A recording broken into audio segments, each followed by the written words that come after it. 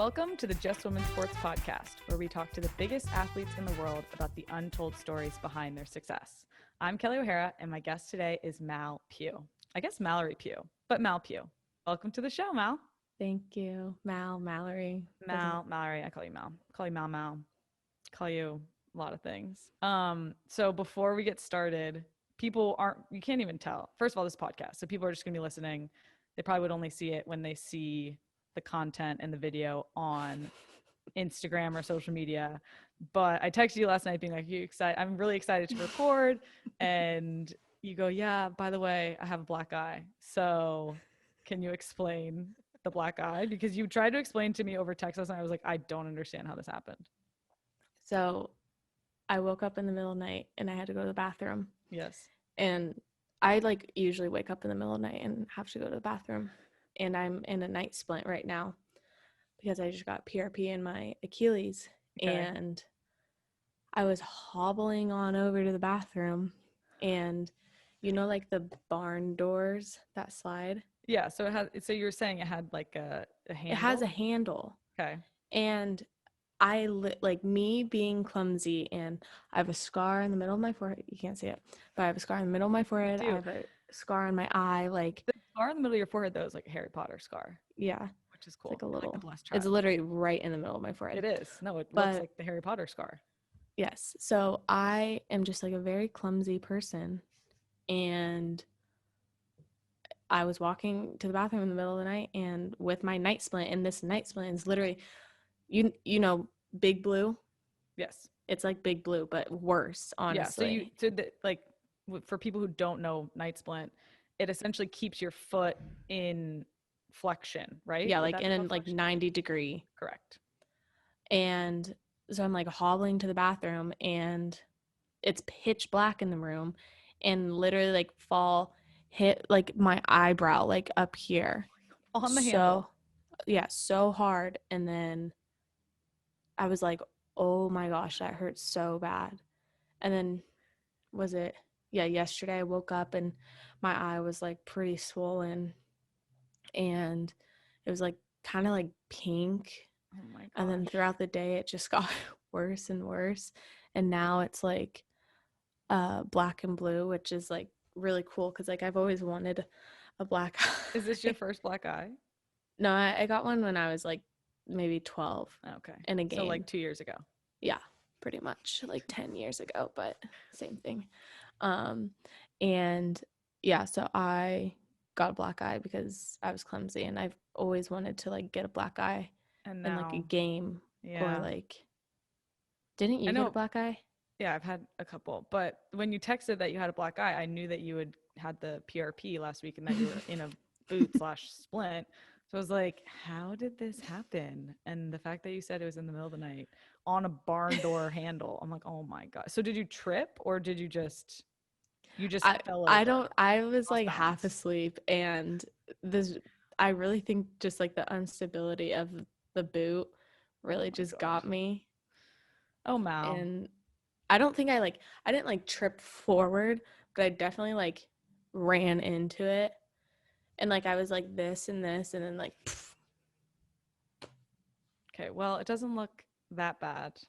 I know. It's kind of cool. Yeah. I like it. Okay, well, I'm glad you're okay. I'm glad it hit above the eye and not in the eye. Oh my gosh, if it would be my luck though to injure my eyeball and my eyesight. Correct. That would happen to me. But yeah. All right. Well, I'm glad you're okay. Thank you. I'm very excited about this chat to talk to you because you're so young. You've already had such a crazy, amazing career. Mm-hmm. I know you're going to do so much more than you already have. And I've kind of had a front row seat to it. Oh yeah, you have. Oh yeah. Since you got on the full team, I obviously didn't know you at all before you got on the full team when you were just a little Mal. Yep. So I'm excited. And we're going to start this off by going back to the beginning, like we do in every episode, and talk about your childhood and how you got started in soccer. So you come from a family of athletes. Your parents are both athletic. Your sister played soccer, but neither of your parents were soccer players. So how did you first get into the sport? I think I got into it because my sister was playing it, and I feel like I was just like surrounded by it so much, and like at the field all the time, and you just like I was always at her games, and like I'd go to her practices, and then next thing you know, like I like loved the game, and I just kind of fell in love with it. And then I think also another reason why I was playing or like got into it was because like when I was younger, I'd always looked up to her, and like I always wanted to be just like my sister. And so if she was playing soccer, I was like, well, I want to play soccer too. So did you ask? So first of all, your sister Bree, she's how many years older than you? She's like 5 years older than me. So No, you were 6. I don't know. How old do you think you were? Like 4 or 5 when? I mean, I guess she probably started playing when she was how old? Yeah, I think she started playing when she was probably like 6 or so. So I started playing when I was like 3 or 4, around that age. But like at that age, you're just like trying things out, you know? Well, yeah, Mal, you're just starting. You're not going out there and hitting golossos like you are now. But yeah, you are just getting started. Did you ask your parents? Did you say, hey, mom and dad, I want it, like as a 3-year-old? Are 3-year-olds able to articulate that? I want to play soccer. No, I definitely did not. But okay. I did. I mean, I loved it. It was so fun. Yeah. And then I feel like my sister, I like saw her play like competitive. And at that time, like I don't know, I was like 7 or so. And I like go to her games, and I'd like sit on the bench with her team, like That's force so my way in. Yeah, so I just like was surrounded by the game, and honestly, like I always tell her, I'm like, thank you for playing soccer, because you were the one that like really got me into it. And like so I played cool. other sports too growing up, but I don't know, I feel like soccer was just the one that like stuck. I feel like, I mean, most everyone played many sports growing up. What else did you play? I played basketball, and then I ran track. I think I like did ballet too when I was like 4 or something. I don't really count that, but that's why you're so graceful, right? oh yeah. Yeah. But and I'm glad I played more than one sport growing up, because it like taught me like different skills, and it like I wasn't just like solely focused on soccer, because I feel like if I was, I'd probably go crazy. I know, but I You feel just like fall out of love. yeah, I feel like you're different in the sense of you played these other sports, but you very clearly remember loving soccer Yeah. from a very early age. Whereas like for me, I just like to play sports. I didn't really, soccer wasn't that interesting to me or exciting. But that's what I think is so fascinating. The Just Women Sports team who, researched you, looked into you, read that you started watching international games at age 6. Is that true? Yes, but it wasn't like I wasn't like You weren't taking notes? No. I just like, again, like I just saw soccer on. Like I didn't know it was like EPL. I don't even know. I think it was like La Liga or something, or Mexican League, or I don't know.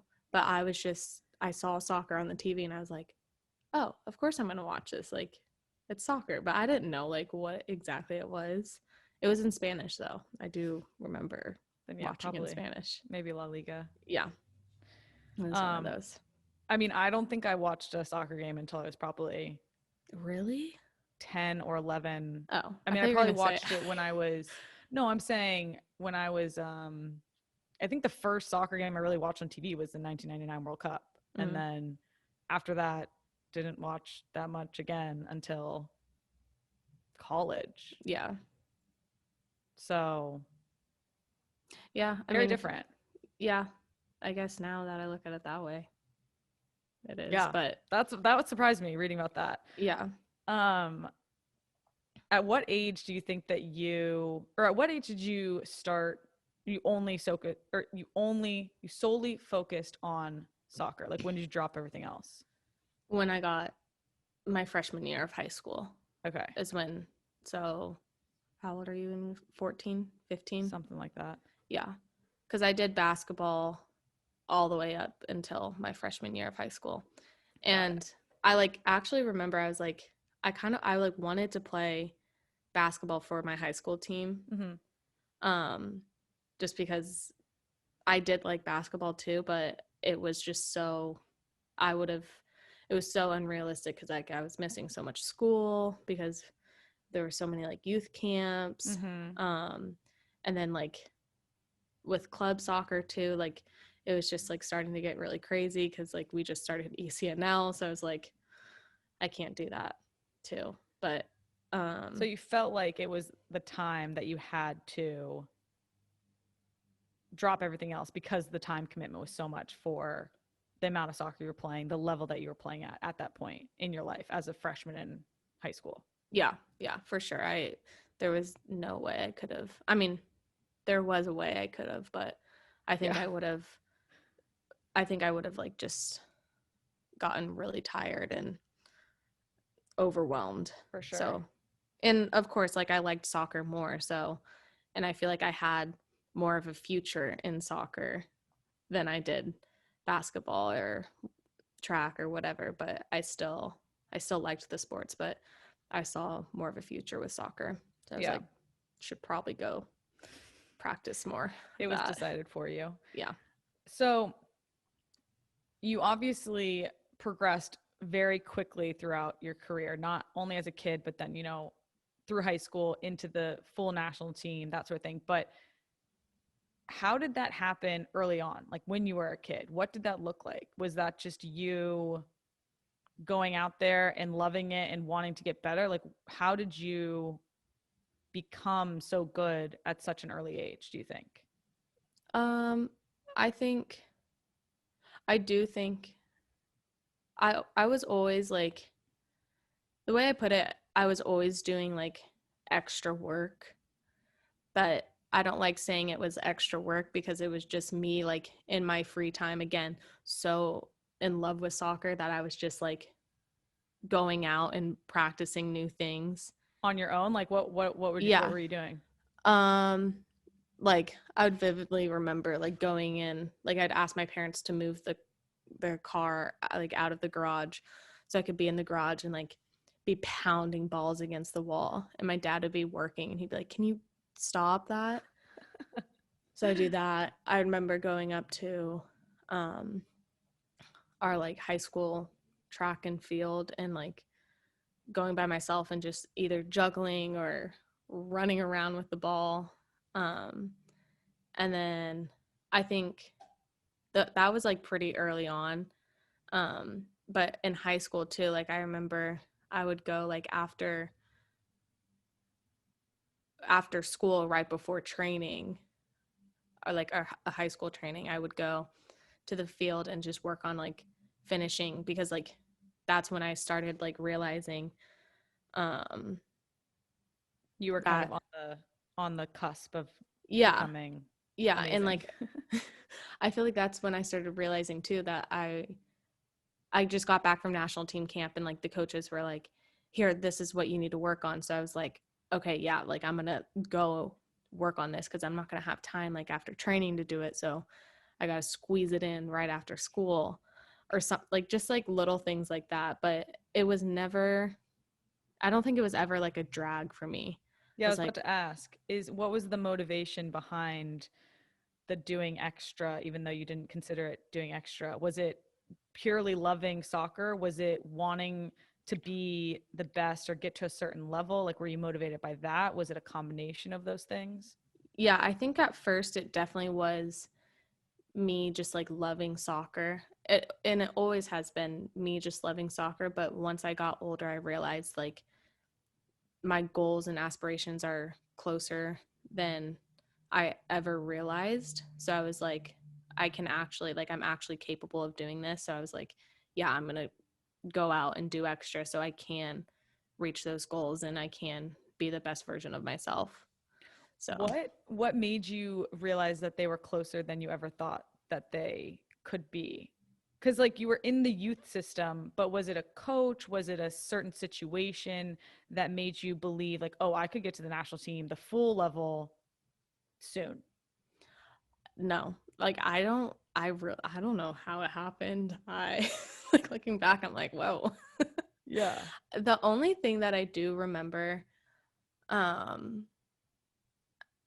was a freshman in high school and I was like, wow, the Olympics are 4 years away. Like I would be done with my senior year. Like that's like I could actually like do that, but I was like, but will it happen? Like I don't know. Like if it happens, it happens.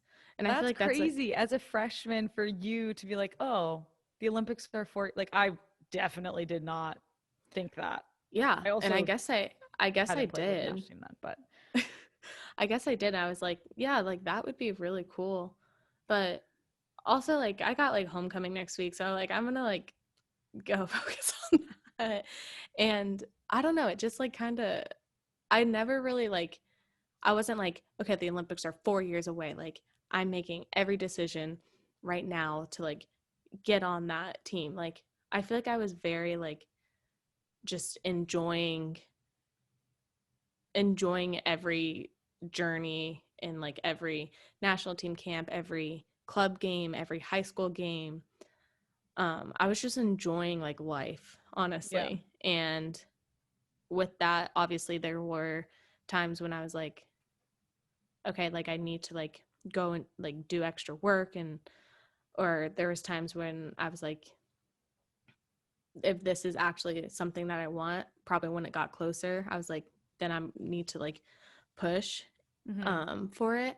But I don't think it ever was like something I was like too hard on myself about, if that makes sense. Yeah, it was something, it was in your mind, it was a goal, it was like you said an aspiration, but it didn't dictate every second of every day, but it Yeah. definitely guided your actions and the amount that you put in, and also just the fact that you had it in your mind. I think that manifestation mentality is important, and Yeah. as a freshman, like me saying that, I never thought, oh, the Olympics are 4 years away, I could maybe make that team. LOL, I would have never thought that as a Yeah. freshman. But the fact that you thought that meant there was something inside of you that knew that was a possibility. I want to make it happen. Yeah. But But I'm curious. I wasn't like after 2 years, I was like, okay, the Olympics are 2 years Two away. years. Like where am I right now? It wasn't like ever like that. It was just like one little thought. And I do remember thinking it, and I was like, Do you that'd be remember pretty where you cool. were? I was up at our high school track and field, like the turf, which is Doing weird. extra work? I don't know if it was like before training. I don't know. I don't remember like if I was doing extra work or it was like before training or something. I don't know. That's so funny that you specifically remember that thought through your Mm-hmm. mind. I feel like that happens a lot with you, though. I've had conversations with you about like you remembering moments in time that are very specific, which we'll very get specific into stuff. later. But so I kind of want you to explain, because I don't even know, and I know you, how you went from, because you said as a freshman you were already getting called into national team camps, that sort of thing. So kind of explain what that progression looked like in your early life. You were playing club soccer. You obviously started Muppet soccer, played other sports, played club, and then when was the first time that you got called in to a national team camp at the youth level? I think I was in 7th grade. Oh my God. Which is really scary. And that in the what was the age group for that? U15? U14? It was a U14 girls like identification camp. So I remember there was like 80 something girls, and I was like, what am I doing here? Like there's no way. Like Because as 7th grader, you're what, probably 11 or 12? yeah, I was 12. And you were going into U14 Yeah. national level girls ID camp. Yeah. And and and I remember because at that time like ODP was like pretty still kind of big, For but sure. it was like on the last years of it. So I remember there was the whole like 97 Cal South team. 97. And It's crazy. I know. And that was a year older than me. And Yeah. I was like already scared that they were Cal South, but let alone that they were older than me too. And that whole team was there. And I remember like being like, oh my gosh, like, but so and so's there, like so and so. And like I only knew like 3 people from Colorado. Like I knew no one else. So that was very, very scary. And at that camp, I learned one thing about myself is when I overthink. So at age 12 is when I learned this. Anytime anyone overthinks anything, it's terrible. I was overthinking every little thing. It was terrible. Can you give me an example? Um, Like, do you have any specific memories of being on the field at this identification camp, young kid, overthinking things and being like, man, I'm doing this all wrong? yeah, like we were doing like foot skill stuff. And I remember I was with my friend JC Peterson, and she actually plays at UCLA. And I remember she was so like, I remember her doing her foot skill stuff, and I was like looking over and I was like, wow, she's so good at that. And like I tried to like mimic her, and then I was just like started overthinking, and I just like shut down. It was like so bad. And then another memory I have was when this is so funny. So Jill Ellis was at that camp, and I remember they like blew the whistle and it was like water break. And so I was walking to get water, and Jill was like, we don't walk at national team camp. And so ever since then, to this day, I will always jog to the water. Oh my God, that's so good. I know. I'm going to watch you from now on. Make sure you're jogging. Yeah, unless I'm like dead tired. But yeah, exactly. So yeah, that was my first camp. And then I feel like after that, it was just like U15 girls, and then U17. We did we did qualifying in Jamaica, and I think we were the first team to not qualify for the World Cup, which was not good. Oh, I didn't know that. Yeah. On the U17 team, you were probably like 15 at the time. Yeah, I think it was. Yeah, but that was really, it was a fun trip, but in Jamaica. Okay, I want you to talk about that, but before you do that, I want to know, after that ID camp, were you like, oh, I overthought things? I was like, I'm never getting invited back. Okay, so you thought that? It's over. I blew it. And did you get called back in for like the next possible camp? Yeah. Oh my God, that's amazing. I love that, because I remember my first youth team camp. It wasn't an ID camp, but it was it was just like a U15. I think it was either U15 or U16, and it had to have been U16.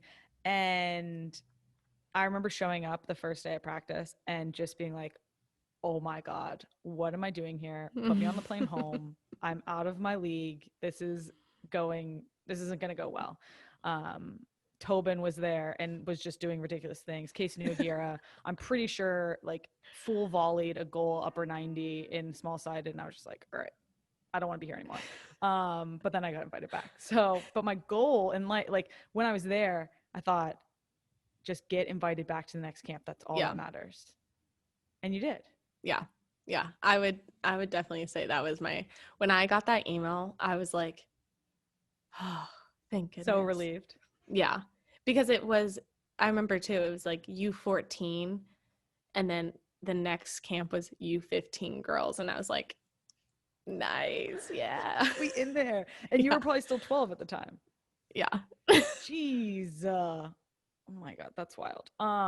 So you you felt like you weren't going to get called back in. You did. And was it kind of just consistent every time there's an opportunity to be playing on the youth national team and there was a camp or a tournament or games, you were getting called in? Yes. The one time I didn't, I broke my femur. And I remember it, but it was like I was really, really upset because I was missing camp. Yeah. But I bounced back. Did you feel like you were gonna get left behind? Yeah, I did.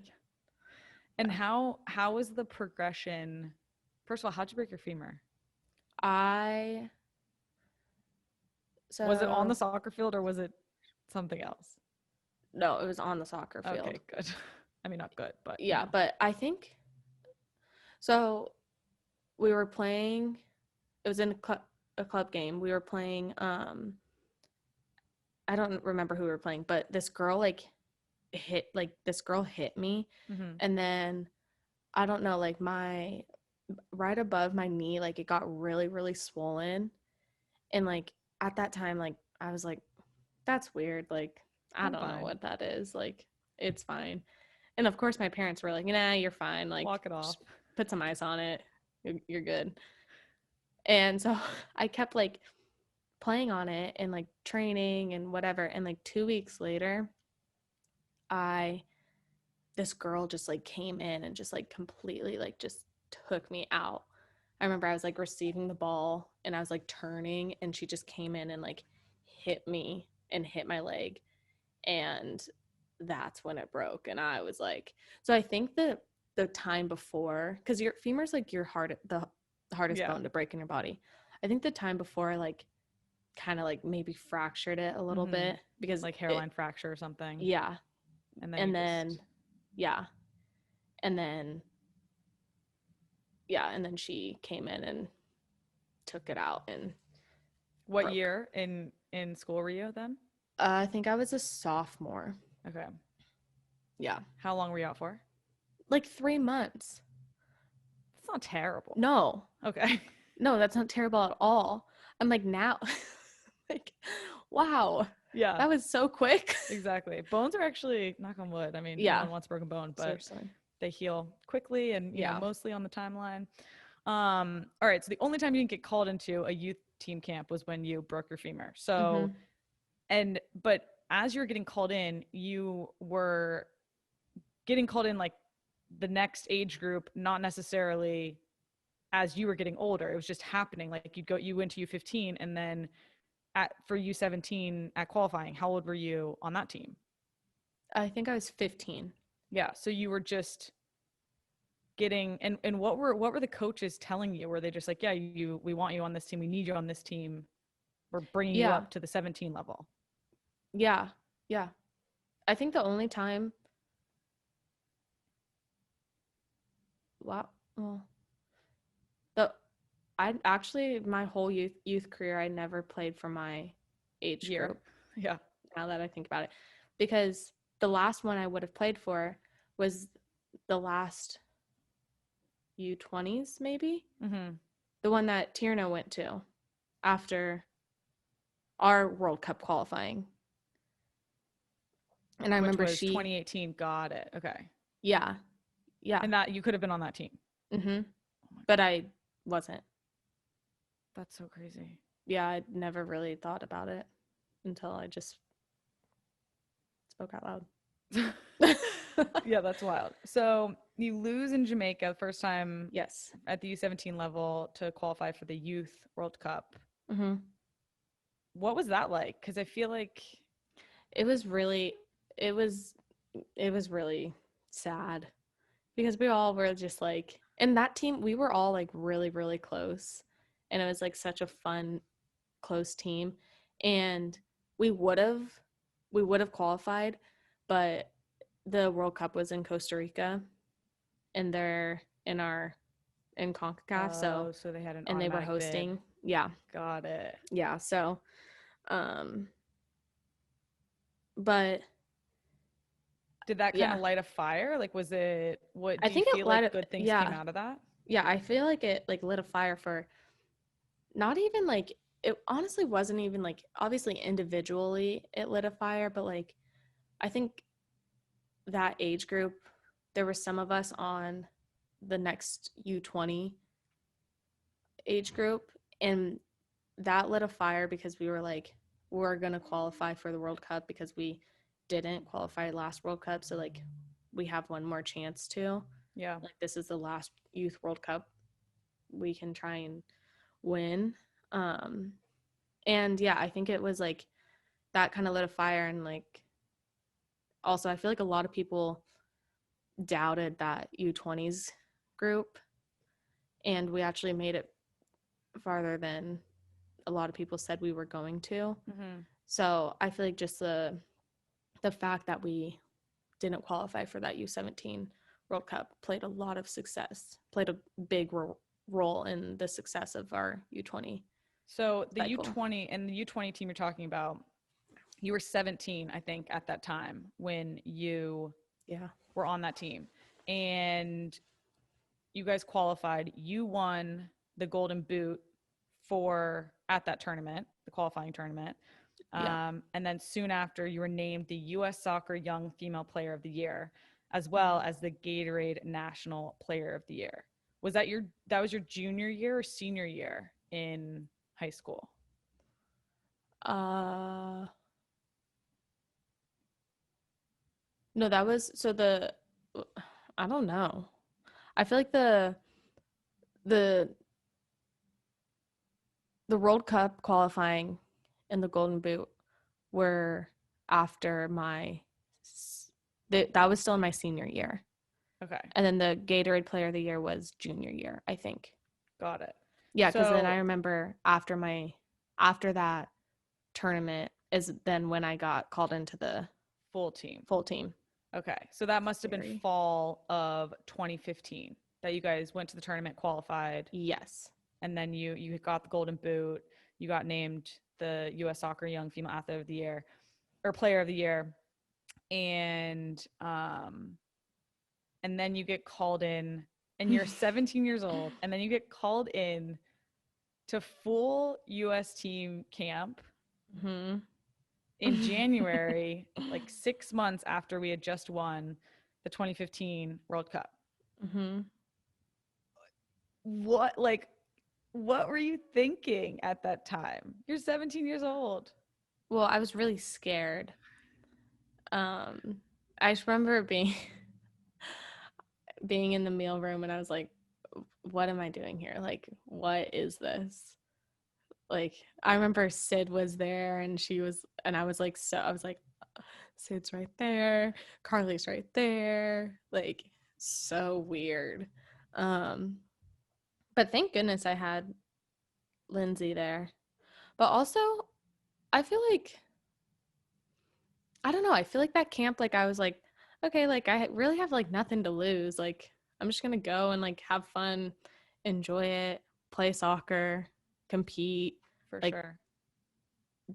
And I wasn't overthinking it at all. Yeah, I actually can remember feeling that way for you. It was kind of like, this is this kid essentially that U.S. Soccer is super keen on and thinks she's gonna do amazing things and has a ton of potential, but she has nothing to lose. And and I feel like you played like that. Like I remember watching you and just being impressed with how you handled everything yourself, like on the field and off the field. I do think on the field though, I was like, this is like, the pace was it was like unbelievable. It was like, holy shit. Like, sorry, I just guessed.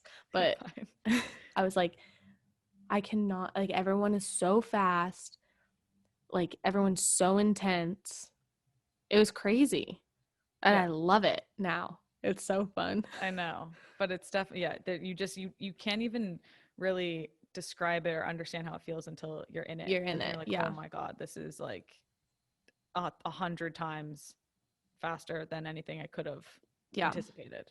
Yeah. So I want to talk about on-field stuff, but first,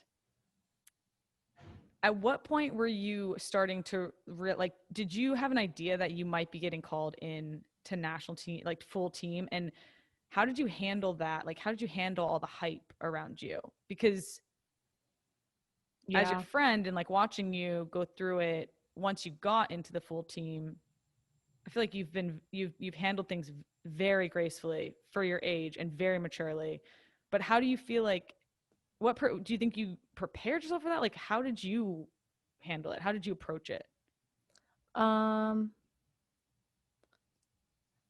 I feel like obviously when I first got called in, there was like all this hype about me getting called in, and then there was all this like stuff about me not going to college and all that Oh stuff. yeah, we got to talk about that. Yeah. And I think honestly, I don't know. I like don't even like know how to explain it. Like I just like didn't care, which is just like it's hard. It's hard for me to like say that, but like I just like didn't because I don't know. I was just like going.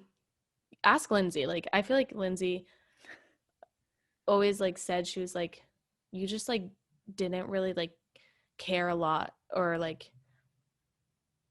think too much about like a certain situation. And maybe I was like that because at 12 years old I learned to like not overthink True.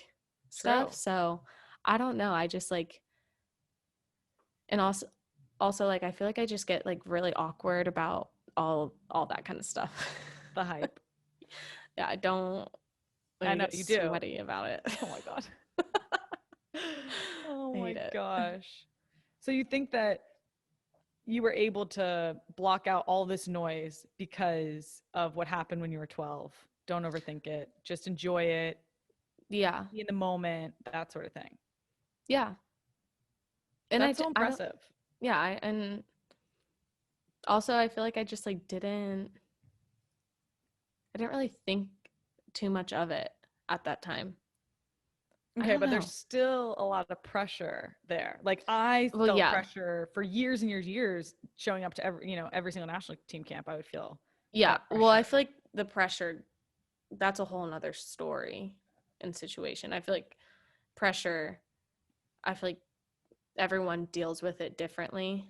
Um, I feel like for me, I'm pretty good at blocking out like external pressure.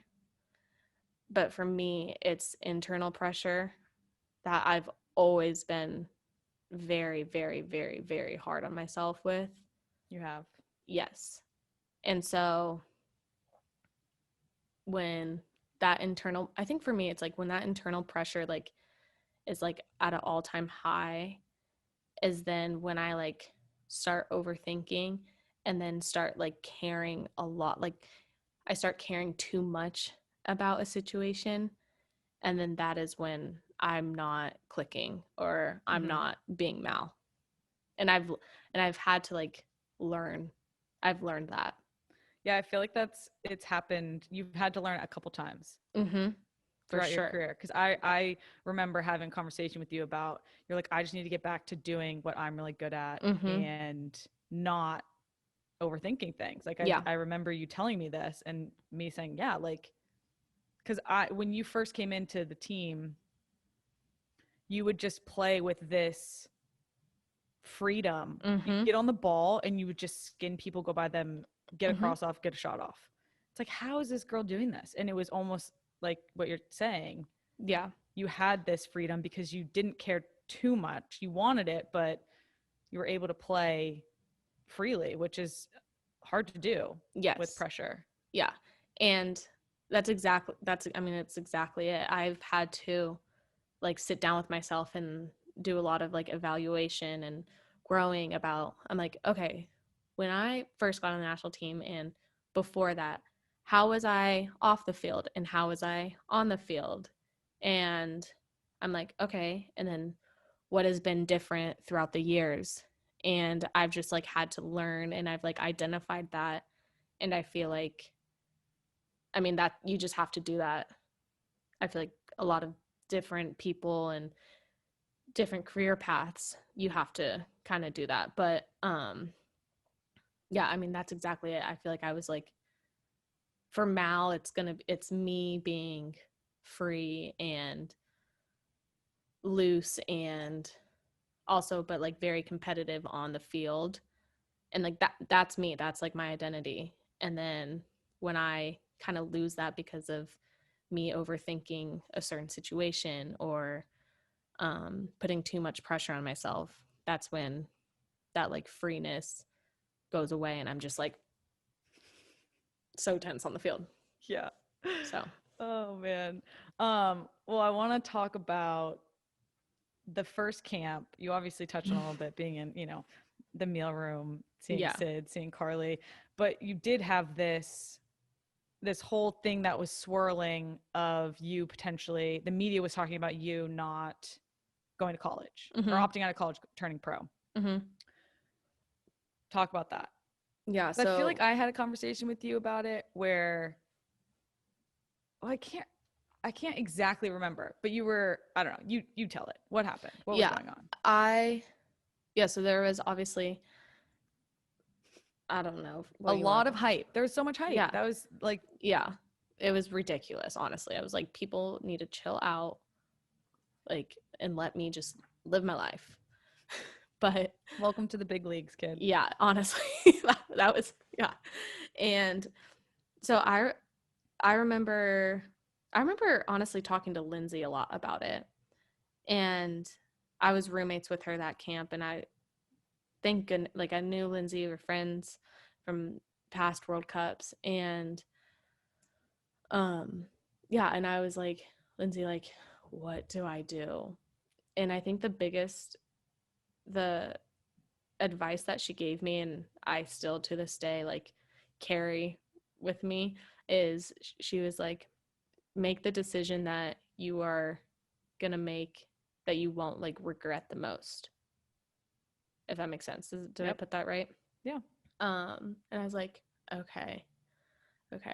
And then I don't know, like, yeah, there was, honestly, I feel like I blacked out during that time because it was like so stressful, and I was like, nah, turning my brain off, like not gonna think about it. And did you feel pressure from US Soccer to turn pro because it was leading into an Olympics? It was the beginning of an Olympic or not cycle, but year. Like it was January 2016. We're playing the Olympics. Did you feel like US Soccer was like, yo, we want you to be available and not in high school or like going to college? We want you to come play and be pro. Yeah, I feel like I had pressure. I had pressure from all sides. And that was like the first time I've really realized that it's like my career, and it's what I need to do, what's best for me. And I think one big thing for me was to finish high school, obviously.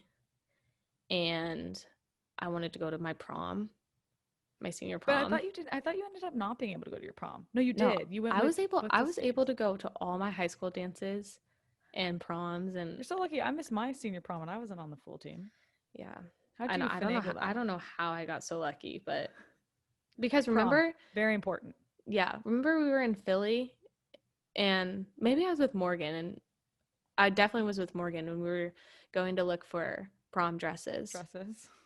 And then I remember Alex too, like pulling up these like extravagant dresses, and I'm like, I'm going to my senior prom. Like, we're not going to a gala, like black tie event. It's prom. I know. That's hilarious. But yeah, I think there was definitely pressure from all sides, and now that I think about it, I don't remember what I did like during that time that you guys went to, yeah, because that was in 2016. Oh, I finished school, obviously. That was really important. And I think I just was in Denver and just training with like the DA boys or something when everyone else was. And at NWSL. Yeah. But I knew deep down like I wanted to go to UCLA, and like I needed to go to UCLA. And I'm very, very grateful and thankful that I did. And I think obviously everything works out the way it's supposed to be. And yeah, I feel like I needed to go just to kind of solidify like what I wanted and what like my goals and the steps it was actually going to take to get there. And at the time, like I was only like 17 years old. Like I was like, I cannot imagine me going pro right now. Like Yeah, being a I couldn't. 17-year-old and Yeah, I couldn't see it. And so obviously decided after camp that I wasn't going to go. And then I was going to go. Obviously, I couldn't go after the Olympics either because we had our U20 World Cup. So I went in January and then was only there for like 3 months. And that was, people probably, I can just like hear Rose laughing right now. Why? What is she saying? She's just like 3 months giggles. But yeah, I went for 3 months but it was like those 3 months I needed to like validate like what it is in life and what it is that I want to do with my career. And like, so I like came to terms with myself and I was like, okay, if this is what I want, like this is what I need to do. Can you talk about, because I asked you after you made the decision, how did you get to that? How did you finally come to the place where you could make the decision? And do you remember what you told me? No, what I say?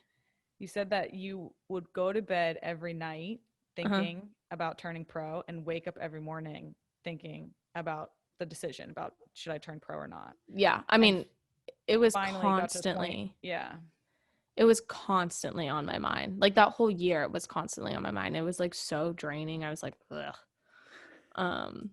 Like I just want to go. Like after the Olympics, I was like, I feel like everyone was just like so emotionally drained, and I was just like, I just want to go up to the mountains and like not think about anything. So I did. I went up to the mountains, and that was like my happy place. Yeah. And I didn't think about it, but then it was like the moment I get back to reality, I was like, this just like constant thought. But yeah, so it was like always on my mind. And there was one night I went to bed and I was praying and I was like, just please give me an answer of like what it is that you want me to do with my life. Like I'm like so lost right now. And I remember like waking up and I just knew. Like I was just like, this is what I'm gonna do. So I called my dad. It was like early in the morning and like he happened to be up and I was like, thank goodness. And then yeah, so that was the moment I was like, this is what I'm doing. And it happened. And so after, there was definitely times after I was like, what did I do? Really? Yeah. There was definitely times when I was in DC, I was like, huh? What happened? What made you question it? Well, I think moving across the country and then living by myself in a whole new place. Yeah, that'll do it. Yeah. At 18 years old, or maybe I was 18. I don't know how old I was. No, I was 19. And I was just like, oh gosh, like I made the wrong decision. Like this is terrible. But looking back at it, like it obviously I've always had to grow up pretty fast. Yeah. But that made me grow up really, really fast. But yeah, looking back at it, I'm like, I don't think I would change my decision, or I think everything worked out the way it's supposed to. Yeah. It was my journey. Everyone's journey is completely different. And so, yeah, I feel like I definitely do think that it was something to where I've always told myself like I wanted to be able to like inspire younger generations. And I do feel like me stepping out and like kind of having to be bold and courageous with that, it did like maybe send that signal or send that message that, yeah, like females and people in women's sports can be able to do stuff just like how men and basketball players can leave school early and go For sure. professional. Yeah. But again, everyone's journey is different. So not saying that everyone should leave school. No. Trust me. I'm not putting that out there. I was like, stay in school, Mal. You need to learn things. I know. No, I know how serious you took that decision and how heavy it weighed on you for so long. So, yeah. And now hearing you say, you're happy that you did that. And I guess I obviously knew that you are happy. Yeah. But it was a crazy time. And you were the first female player to leave college and turn pro. Yeah. That was, obviously Lindsay, and you talked about Lindsay a lot. People, it's Lindsay Horan. She didn't go to college at all. She went and played pro overseas, but which is a little different. But yeah, you were the first one to do that. And do you think that Lindsay's influence of turning pro, not going to college at all, kind of influenced you and allowed you to feel confident in making the decision that you did? I don't think so. I think just having Lindsay and like having her advice and like the things that she went through, she was very open and honest with like everything. Like she was like, yeah, I was over there and like for 3.5 years and it was hard. Like, yeah, it definitely was hard. And so she was like very, very honest, which I appreciated. And she was like, look, like whatever you're gonna do, like it's gonna work out. And it always does, right? Like I feel like at the time everyone's always like, what's gonna happen? But it always works out. And I feel like she was definitely just someone who I went to a lot of different conversations with. For sure. You guys are both very mature for your age. You little cuties. But not to backtrack, but we subbed into your first game together. I know. Which is, I like love that. So I know. I was really close with Mitzi. She's 10 years older than me. I'm 10 years older than you. I know. And I was like, oh, this is like maybe I can be what Mitzi was to me for Mal, and I've told you that before. Do you remember what I told you? I feel like I told you like before we subbed in. I feel like you said you were like, I'm pretty sure it was like have fun but defend hard or something. Yeah. You definitely said like go enjoy it. Yeah. It was such a cool moment because I think that you were like the youngest player to debut for the national team in almost 15 years. Yeah. It was such a special moment. And that was the beginning of your career with national team. Yeah. And you ended up scoring in that game, right? Mm-hmm. What was that like? I mean, that's just insane. I was just, all I remember is I really just heard the crowd and I was like, wow, I've never heard anything like that. That's really loud. I was like, wow, there's a lot of people here. But yeah, I mean, I feel like I was just like so happy. Yeah. Just pure bliss. Yeah. And I also remember, I think I was wearing this like purple headband. You were. Because I just got my ears pierced. And like, and I couldn't take my earrings out because they would have either gotten infected or like closed up. So like, I was like, Rose, can I please wear your headband? Oh, that was Rose's headband? Yeah. That's cute. Well, you sub into your first game in January. You're on the roster for the Olympic qualifying tournament, which is a small roster. I think it's 20 players, and then the Olympic roster is 18. You make the roster for the She Believes Cup. At what point are you like, oh, what I thought about freshman year, I want to make the Olympic team. Were you like, ooh, this could happen? I feel like it was, honestly, I never really thought, like, until Jill told me that you made it. Yeah. And I remember she told me it was after Chicago. We were in Chicago. I don't remember who we were playing, but we were in Chicago and we were on the runway and Jill called me And she's like, hey, like, congrats, like, you made it. I was like, okay. Well, obviously, I wasn't like, okay, but I was like, I was like, yay, like, thanks. And then I told my parents, it's like, yeah, I made it. And then I like legit fell asleep, like passed out on the plane. So I feel like it was like until then I was like finally like, oh, okay, I made it. I don't know. I don't know. I was just like going, I was just enjoying it, just like going with the flow, Yeah. just being there. Did Jill ever talk to you? Because I feel like, she brought you in knowing that you were super young. Did she ever talk to you being like, hey, I think that you can do this? Like coming from a coach telling you, because I Yeah. remember, yeah. I feel like there was definitely a couple times in like a meeting or so, she would be like, listen, like, you have like potential to like be on this team, like you really do. And obviously like there's a lot of obviously there's really good people on the team. So she was like, just like compete, keep learning from them, keep learning how to be a professional, just like enjoy being in this like environment and learn as much as you can from this environment. So I was like, okay, yeah, it's exactly what I'm gonna do. I'm gonna try and learn as much as I can. And I feel like with that, I was just like enjoying it.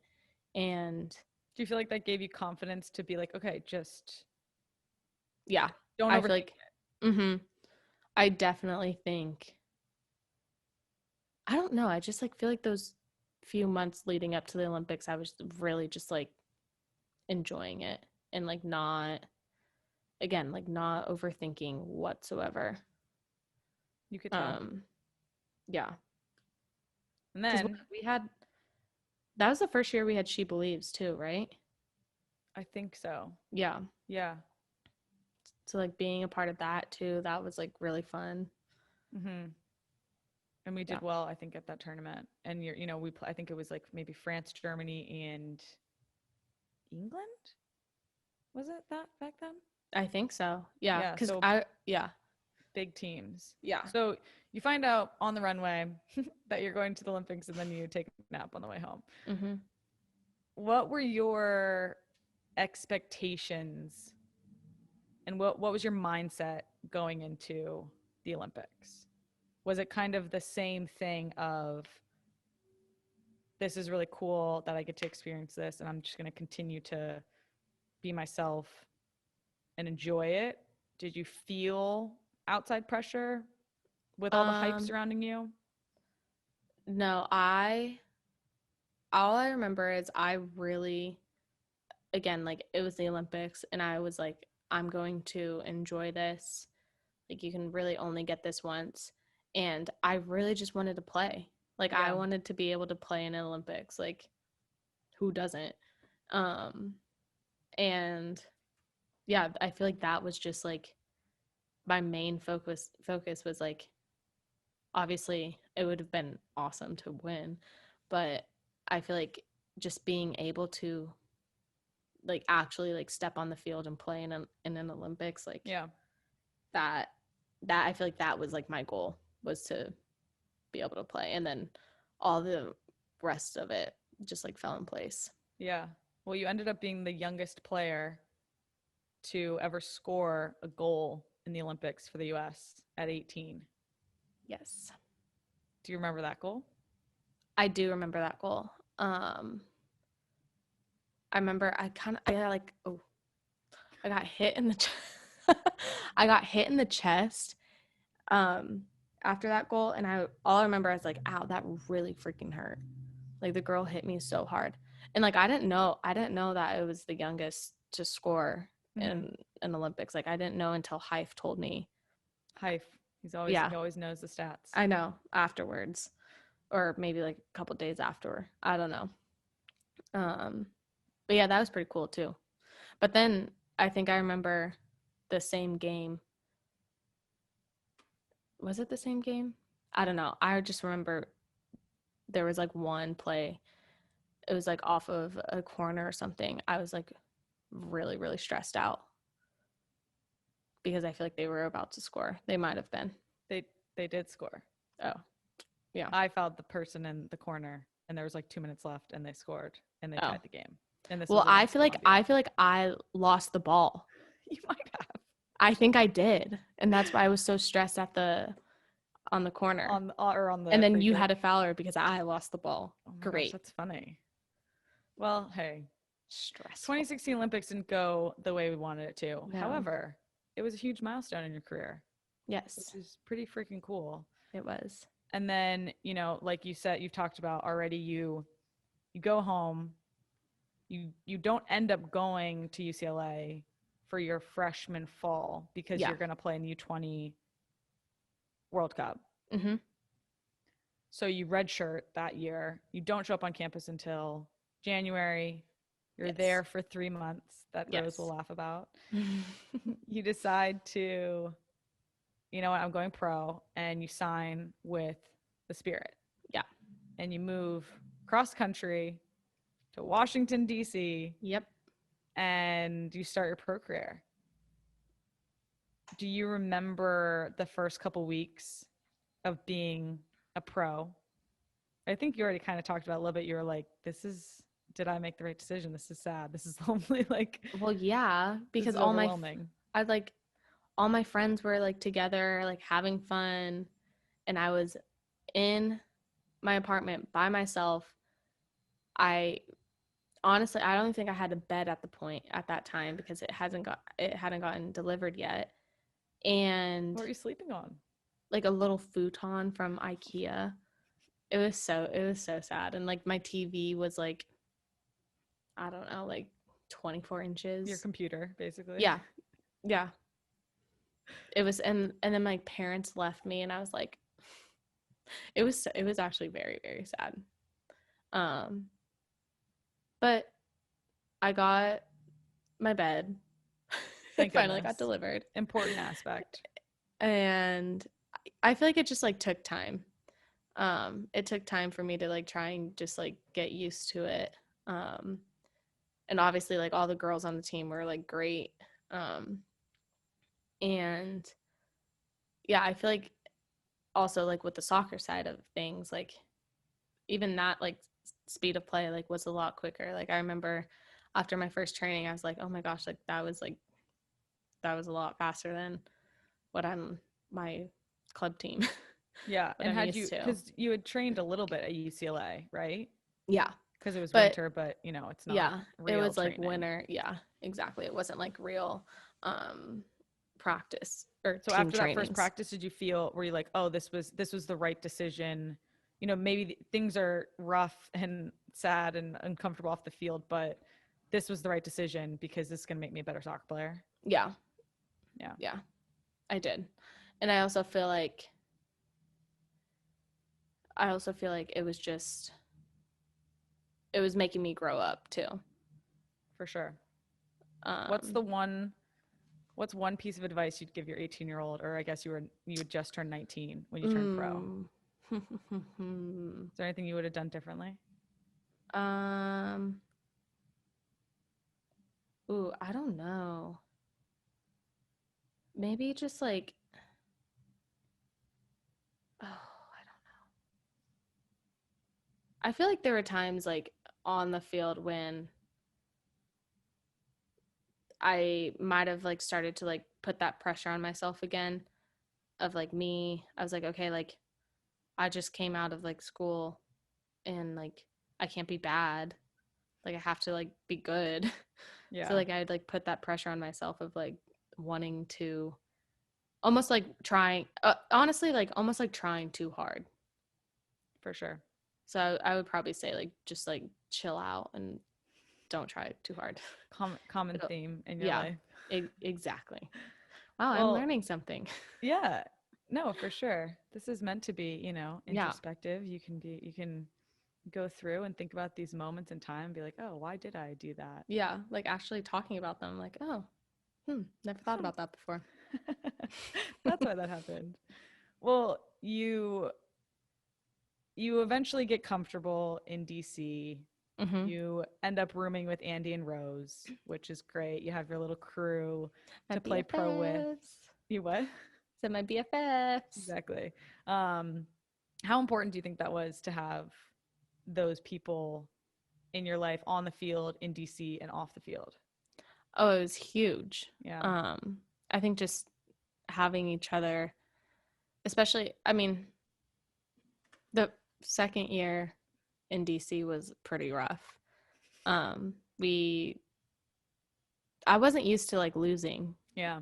you know, and like being I'm sure you know, because you're the most competitive person I know, but like losing, when you lose, it can take a big toll on you. And when you Totally. lose consistently, it definitely just like mentally just like drains you. So like being able to at least do it, I guess, with your friends, it just like brings a much lighter sense to the situation. Do you feel like you learned or you grew from having to figure out how to handle being on a team that wasn't as successful as as all the teams you'd been on before? Yeah, I feel like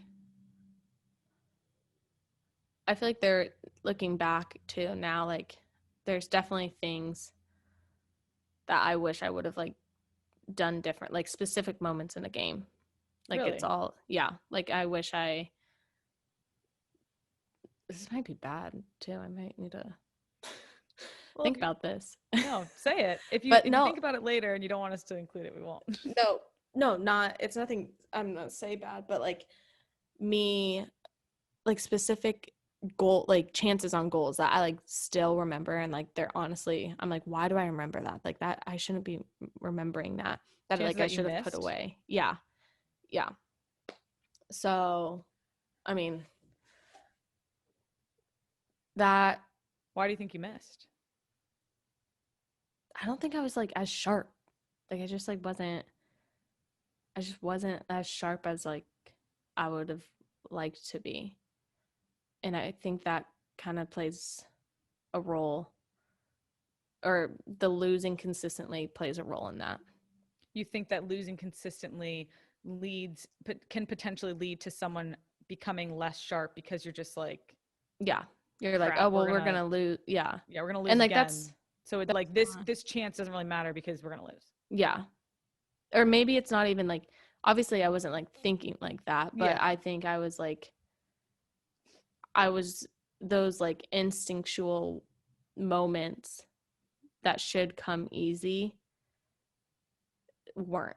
Mm-hmm. And I think that can be a result from just like mentally being so drained. Yeah, that makes sense. Yeah. For sure. Yeah. I want to backtrack just a little bit. How did you, because I don't know if I've ever talked to you about this, but how did you handle turning pro and like starting to sign endorsements, having big brands going after you and handle that? Because I remember leaving college, and that's much older than you were when you went pro. First of all, wasn't signing big deals with like Gatorade and stuff like you did. But I was like, I don't want to deal with this. I don't really care. And it's whatever. Like, how did you, because again, I feel like you've always been very mature. So what were you ready for that? Had you thought about that? What was that like? I think okay, I kind of compare it to like when I was going through the recruitment process of going to college. And like my dad, we would, you know, like you would get like an email from a school, and my dad would be like, hey, like so and so emailed you about like maybe wanting to go visit, and I was like, I don't want to talk about it. Like I don't, I'm good.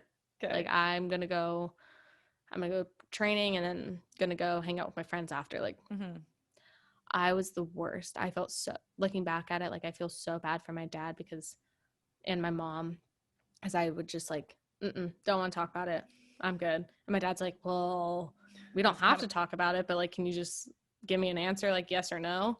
I was like, Oh my God. So I feel like with the endorsements and stuff, I've always dreamed of like wanting to be a Nike athlete.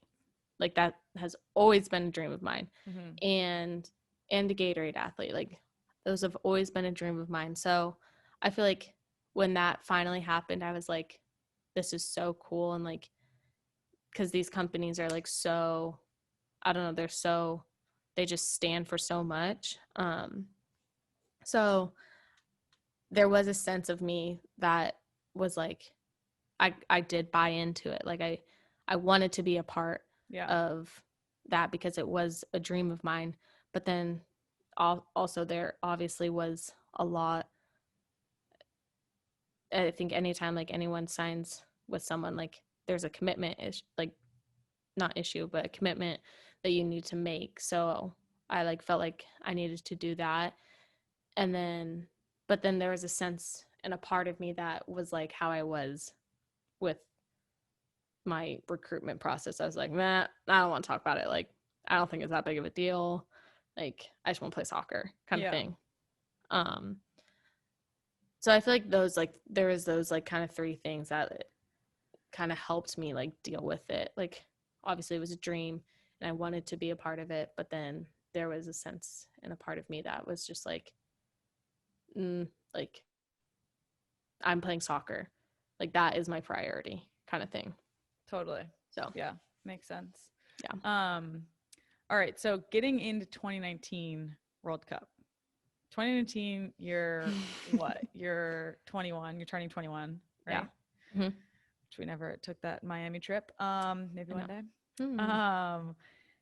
But obviously 2019, the World Cup ended up being the biggest tournament in the history of women's soccer. You were on that team. What for you stands out about that tournament? Ooh, that tournament, I mean, heavy question. Yeah. I feel like that tournament was very leading up to it. The whole thing, first of all, the whole thing was like, it was fun. It was so fun. Like looking back at like Tottenham, I want to go back to the lodge. Like I dream about that place. I was like, can I quarantine there? Like Exactly. I will be completely fine. But I feel like, yeah, the World Cup was definitely emotionally draining. Yes. And I just remember like everyone that went through it in 2015. Obviously, like everyone's experience was different, but like I remember like everyone who went through 2015 was saying like, yeah, like World Cups and Olympics, like they're like very emotionally draining on you. And I feel like a lot of people like don't, from the outside looking in, they don't see that it is like you're away from your family. We were on the road for like 10 weeks. Yeah. And I don't know, it was just like, it was something I've never obviously been a part of. It's not like a youth World Cup whatsoever. Mm-hmm. It's intense. And sometimes like you can feel so alone. And then there's other times when you don't feel alone. And it can get hard too because it's like you're doing the same thing every single day, but you know that if you keep doing that every single day for 10 weeks, like it's going to pay off at the end. And I don't know, each game, obviously, I was actually talking to Dansby about this the other day. I was like, I want to just be able to like compete in like that environment again, you know? Mm-hmm. And like the Thailand game obviously was so much fun. I feel like every game like told a different story for sure. Definitely. I think for me personally, the Thailand game was so much fun. I think the France game was so much fun. Like so much fun. Even though I didn't play, like I still like just to be able to be a part of like a group like that and just see everyone like kill it. And I remember, it gets me fired up. Like I just remember like people at the beginning, they were like, the US is going to lose in the quarterfinals. And I'm like, oh, it just makes me so angry. I'm like, no, we are not. Like, no. Like, yeah, we were in Paris, like quarterfinals playing France. Like, what a game that was. It was so, it was stressful. Don't like really talking about it, but it gets me fired up. I don't know. I feel like also every game was like pretty stressful. I'm sure you definitely felt that way. Yeah. But yeah, I think for the World Cup, to describe it, it's a roller coaster of emotions. You're happy, you're sad, you are frustrated, you are on top of the world, it's a roller coaster. But I think the beauty of it all is like, especially last World Cup, is I got to be a part of like a group that I think changed women's sports and like changed like so many people's views on what women and in sports and what women football players are like capable of. Like it really, I think that's like the biggest part. Like, yeah, we won, but like we were able to change and like create this like movement, just like how the 99ers did. Like they really started, the way I like look at it is like the 99ers, they started and kicked off soccer in America. I feel like with us winning, like we started like a whole nother kind of narrative about women's football around the world. You're gonna make me cry. I know. It's so cool to hear you talk about it this way because you're just getting started too. Like do you realize you're gonna be the one to carry the torch for 10 plus years? Yeah, I don't know. It's that, I don't know, that World Cup it was, and then obviously like afterwards too, that was so much fun. So much fun. But I think I like saw a video the other day too of like after we won and just like seeing everyone's like emotions afterwards. Like everyone's was like a little bit different, but like I feel like overall everyone was just like, thank goodness it's over and we won. Right? There's like this huge piece of relief to it. Yeah. And I feel like too, it like everyone had their own, it was so cool. It was like everyone had their own like story and journey throughout that World Cup, but it was all a part of one. Yeah. And I think that's really cool to look at too. I don't know. What do you think that you will take from that? Like, what did you take from that and how is that fueling you now and for the future? I mean, I feel like just seeing and actually being in that environment and what it takes. Like, obviously, like you guys, the veteran players, have like been through multiple major tournaments, and to like the lead up to the World Cup, I'm like, okay, like that's what it takes, but like it's gonna take even more. Like, holy, oh my goodness, like the lead up, that I've never been like so intense with anything in my life. With the preparation. And then, preparation.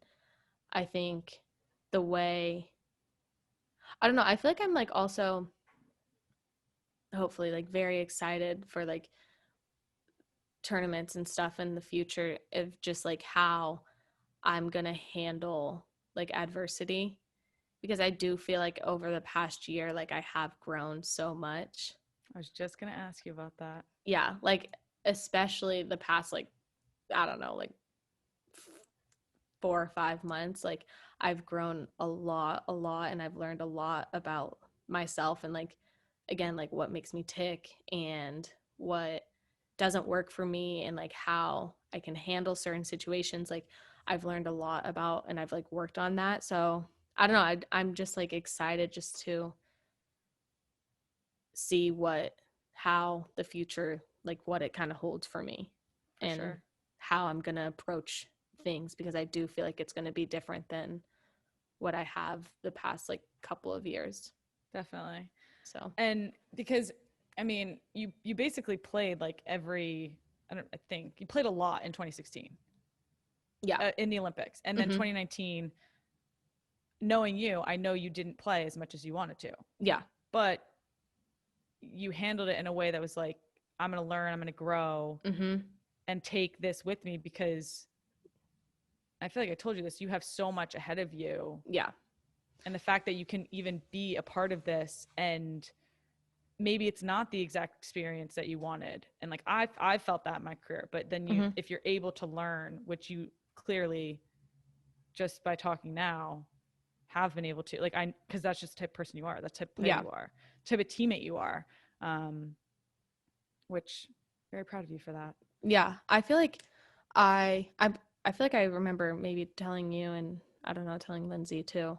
I was like, obviously, I wish I would have played more. Who doesn't want to play more? Exactly. But the way I looked at it, and I like started to look at it more and more, was like, okay, I get to go to training every day, and with the forwards, I'm training with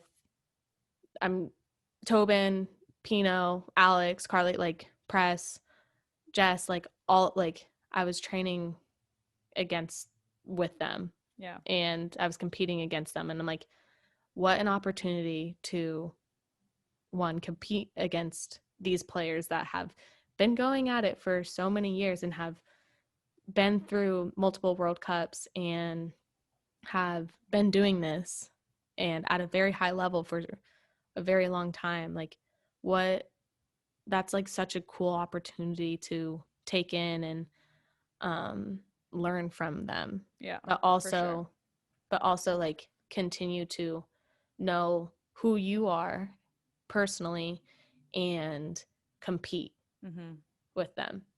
So yeah, I feel like I definitely had to like change my mindset and like look at it like a different way. Yeah.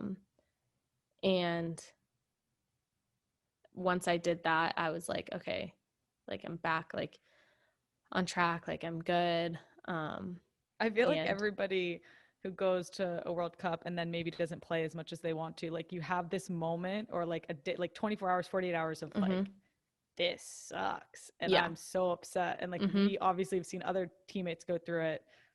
But then once you realize, once you figure out, what can I take from this? What can I make this experience be? Yeah. It's pretty, and not everyone gets there, I don't think. So again, props to you. And I think at that time, like, it wasn't like obviously like wanted to play more, but like it wasn't my time to. Yeah. Like, and I realized like my role was to be, obviously, I feel like everyone's role, no matter who you are, is to be a good teammate. Like, you have to be a good teammate. But also I'm like, okay, like how am I going to be a good teammate, and how am I going to be able to be the best version of myself to be able to be that teammate for my team and I love that. make us win. Yeah. Or help us win. It's that, and like I said, not everybody gets there, and I think that's what's special about this team, because I do think that most people, almost, I think everybody gets to a place where it's team before self, for sure, which is really special, and it doesn't always happen. Yeah. So you said that this past year you've learned a lot, had to overcome a lot of adversity, kind of figure things out. I want to go back to February. You get called by Vlatko that you're not going to the Olympic. You didn't make the Olympic qualifying roster. Yes. Which, again, is a smaller roster. It's 20 players. You also had been sick leading into the January camp, which the training camp, that was the one that he chose people to go to the to qualifying.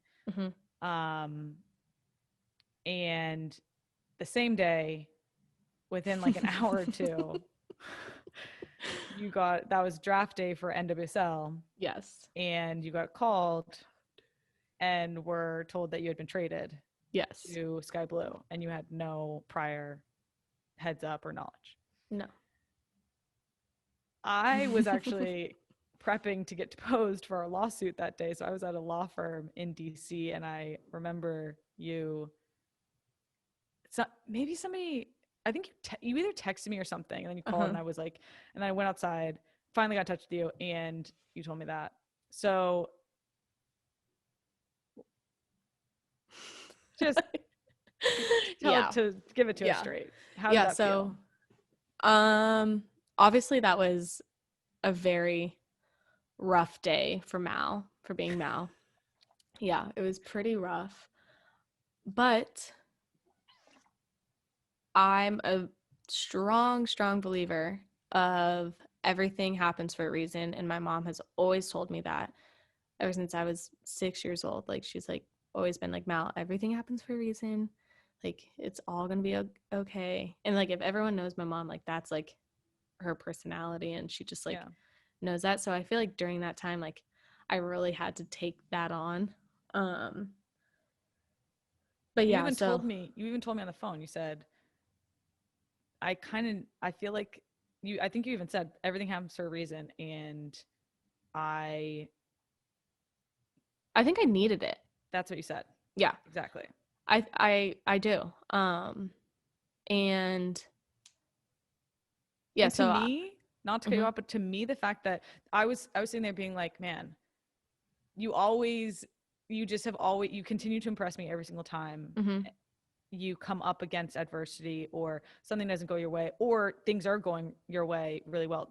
The way that you handle yourself, the way that you're able to look at situations and deal with them so maturely, but you're still so young. Yeah. That's why I want to talk about this, because I just feel like the way that you handled it and how you looked at it in the moment, like right after it happened, was incredible.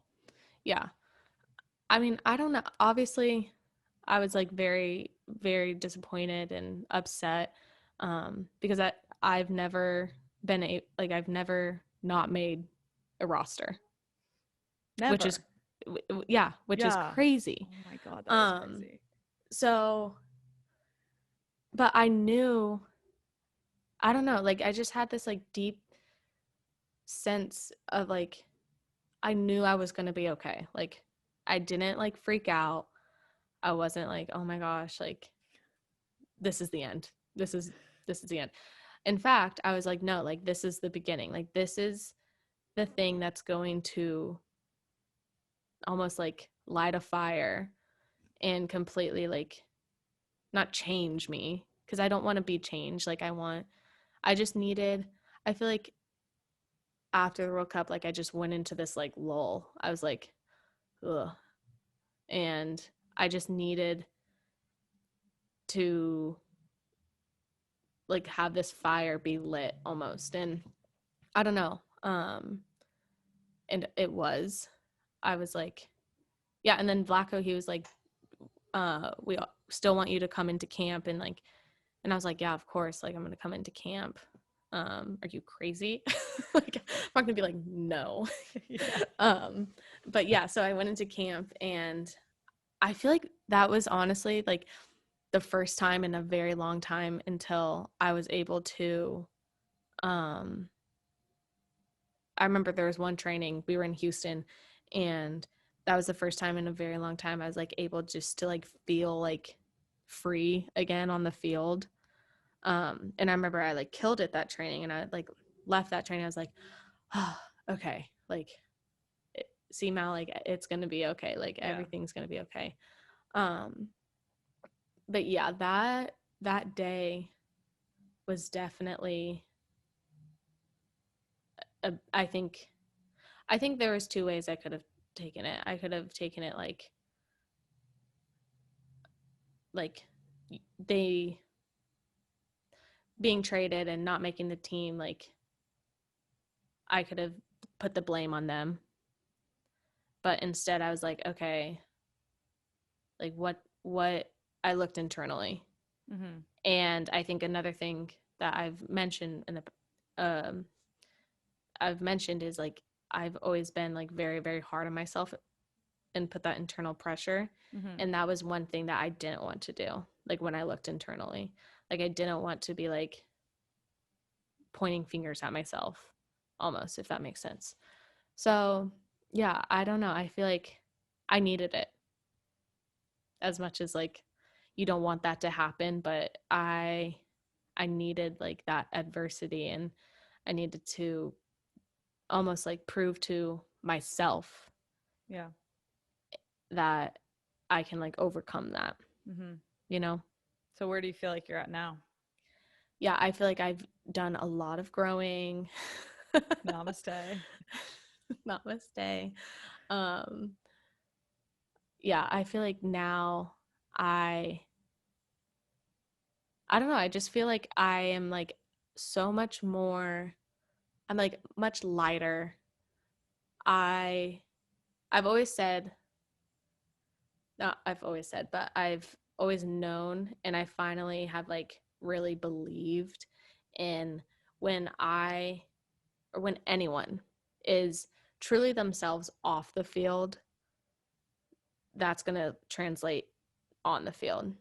And Agreed. so I have had to like sit down with myself and like truly, truly identify like who I am, like who Mm-hmm. is Mal. Mm-hmm. And Mal is the same 17-year-old that went into national team camp and was just playing soccer and just like being free. Like that's Mal.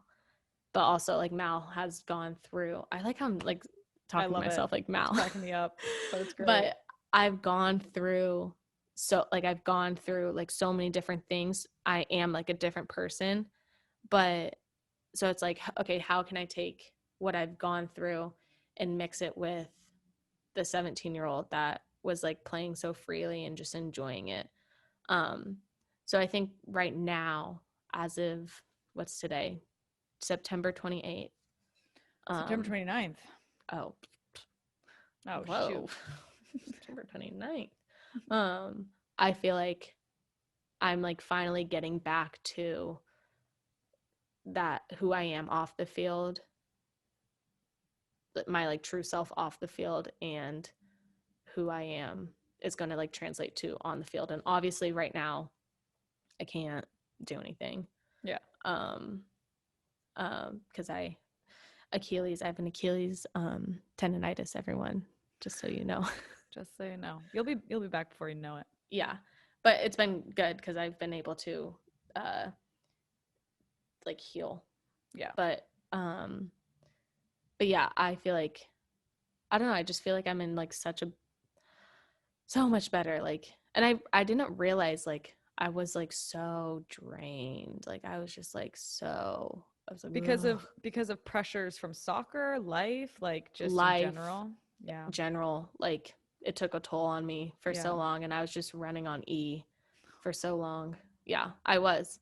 But I've like realized, I'm like, okay, like that's, it happened, and I've taken the time that I've needed, and to heal my body, my mind, my spirit. Yeah. It's important. It is. It really is. You can't be expected to be the best No. athlete, footballer if you're, if you're running on E. That's you're absolutely right. All right, we have repeat questions Okay. coming up to What end are with. repeat questions? They're the question that we ask every episode. Oh, I'm scared. No, it's easy. Well, Okay. it's not easy, but it's easy. Okay. They say work hard, get lucky. How much of your success is predicated on luck? I feel like, of my success, or Yeah, you specifically in your life. What do you think? How much of it is hard work and how much of it is luck? I feel like a lot of it's hard work. I don't know like how to I don't want to put a number on it. Nope, you got to put a number. I'm a numbers girl. 90% of 90 it. hard work, 10% luck. Yeah, I think. I mean, that's there's good. obviously times where like in a game Like if I score like a random goal, I'm like, I don't know how that happened. But I do say 90, maybe even higher now that I think about it. Because I think the more, and you probably know this, the more you are prepared, like you can always be prepared. Like I think that is the number one thing to success, is like just being over prepared for anything. And to be over prepared, I feel like that means like repetition, just like reps. Yeah, isn't it? There's like a quote that's like, when preparation meets opportunity, that's luck or something like that. I don't know, something like that. But I absolutely agree with you. Yeah. That you can't be deemed as lucky if you're not prepared, because then you don't take advantage of those situations. Yep. All right, so you said higher than 90%. So what is it? 95? 93. 93% hard work, 7% luck. Sure. All right, we'll take it. Okay, last. Well, also, what's your favorite song right now? Got anything good? It's probably some gangster. I know you. I probably won't even know it. I don't know what my favorite song is right now. I haven't really been listening to music. Really? No. I don't know what I've been doing, honestly. Now that I think about it. I've been sleeping a lot. You have to name one. It doesn't have to be right now. It could be okay. One of your all-time favorites. Yeah, look at your Spotify. What is mine right now?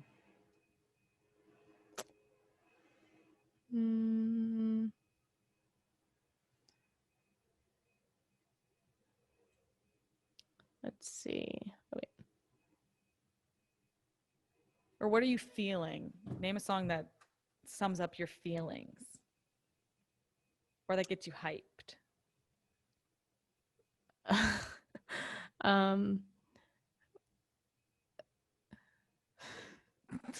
You want me to play it? I mean, sure. You can also tell me the title too.